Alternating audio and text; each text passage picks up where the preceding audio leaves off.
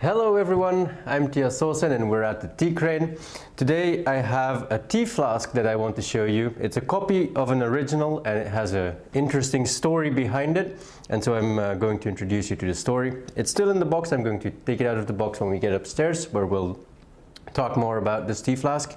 But before we go upstairs, don't forget to like, subscribe, and also tick the bell so you get the notifications if you enjoy my content, and feel free to leave a comment below. I'm always happy to start a conversation and to share more information. So all right, let's do it. Let's go upstairs.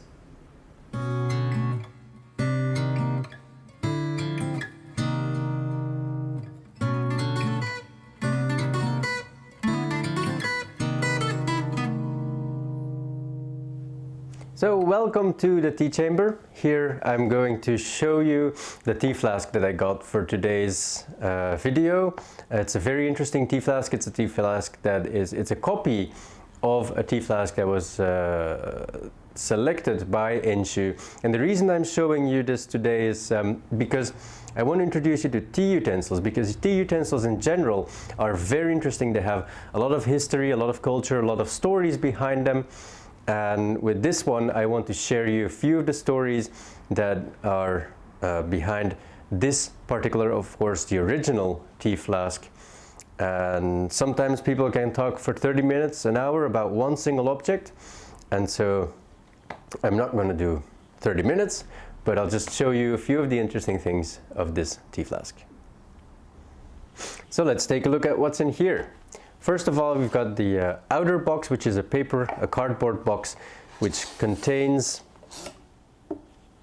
the wooden box in which the tea flask is held. And these tea flasks and other utensils, there's always a wooden box that keeps it safe, and then an outer box for the wooden box, because on the wooden box there's a lot of information about the utensil that we of course want to preserve, because if we lose the wooden box, we lose the information. That's the only place where the information is written. So now I'll open the wooden box as well so we can get the tea flask out. This paper protects the lid. Sometimes on the lid you have some information as well, and on the inside of the lid as well. That's usually when a grandmaster gives a name or an other information to the tea flask, then the lid is used for that. So we have that paper on the lid. There's a bit of information on the kiln where it was fired, and then we've got some protective wrapping, and from there, here we get the tea flask out. These tea flasks, or chaire, they are always pottery, and they are used for thick tea, for koicha. And they come in this sheath, this flask sheath, and shifuku it's called. And they're made from old and interesting brocades. So this one, of course, is because it's a newer one. It has got the let's see, it's got this gold pattern in it. It's got different striped colors. And of course it's a newer brocade because the flask too is new. And so this is a tea flask that we will be looking at. So first and foremost, what we need to know about this tea flask is that it was fired in Zeze. It's a contemporary piece, and Zeze is in Shiga Prefecture. It's a copy of a tea flask that Kobori Enshu, the founder of the Enshu school, commissioned at kilns when he was alive in the early Edo period, that is the early 1600s. He commissioned it at kilns in the Satsuma region, which is now Kagoshima in the south of Kyushu. Enshu commissioned different tea utensils like tea bowls, tea flasks, etc. throughout Japan at different kilns and Commonly, he's known to have guided 7 different kilns in Japan, although there is some controversy about which those kilns are. But the reason he went to these kilns and guided them in making tea utensils is because at the time it was a time of peace. The wars were over. The Edo period is a quiet time for everyone, even for the warriors. And so more people started to practice tea ceremony. And the utensils that were available at that time were not sufficient. So Enshu had to work with kilns to create more utensils, and he created his own new selection of famous utensils that are now still available, and we can still learn about those utensils. And this is one of those utensils that he selected. So now on to the shape and the specifications of the tea flask itself. When we look at these utensils, we always try to keep our elbows on our thighs when we're seated like this in seiza. That is to prevent the utensils to be brought up too high. And so when we drop, we could drop them. We don't want to drop them, but when you drop them, then they might not break, or there's a bit more of a safety net there. Now for the sake of this video, I'll just leave it down on the table and talk about it like this. First of all, what is very obvious about this tea flask is that the shape is like a gourd. Gourds are hyotan in Japanese, and this gourd is considered a good luck charm. The reason for being is because the bottom of the gourd widens. It's wider than the top part, and so something that becomes wider is called sue birogaru in Japanese. And sue birogaru has another meaning, which means to become prosperous. And they like these puns in Japanese culture. So the gourd makes people think of things that become wider. And so at the same time, also thinking of that wording, people think of becoming more prosperous. And so it brings good luck in the house, in the family. And that is why Enshu chose a lot of these gourd motifs for the things that he made. And he actually made 10 of these at the Satsuma kilns when he was commissioning them. And so there are 10 gourd-shaped, different types though, but gourd-shaped tea flasks that Enshu commissioned.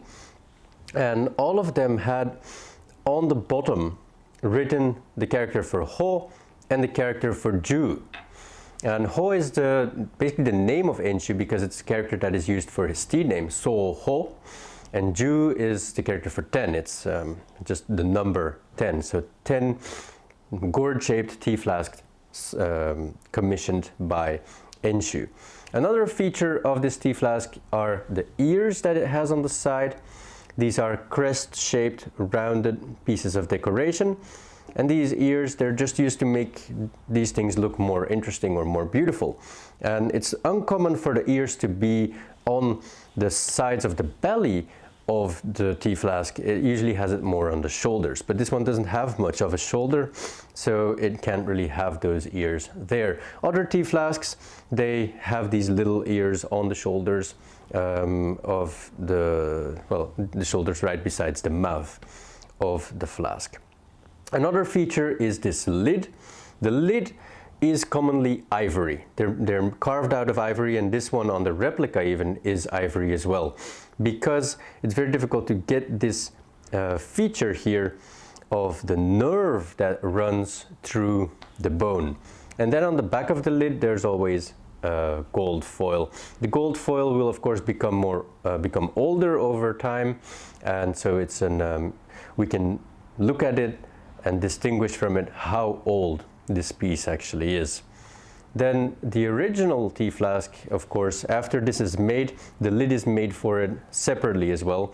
And so it might come with several lids. This one actually had a lid before Enshu said, I'm gonna make another lid with the nerve in it. And also this flask sheath is usually, when it transfers from hands to hands, from owner to owner, the new owner makes a new flask sheath for it. And so eventually, if it has passed 3 or 4 owners, it might have 4 or 5 different bags to it. So why is it important to know all this? Well, for the tea practitioner, for the person who's doing the ceremony, who's setting up the tea ceremony, it's very important to know the background of these items because it gives them thematic topics to talk about and to use during the tea ceremony. These provide a topic to talk about with his guests, and very important is that it also sets a seasonal theme as well.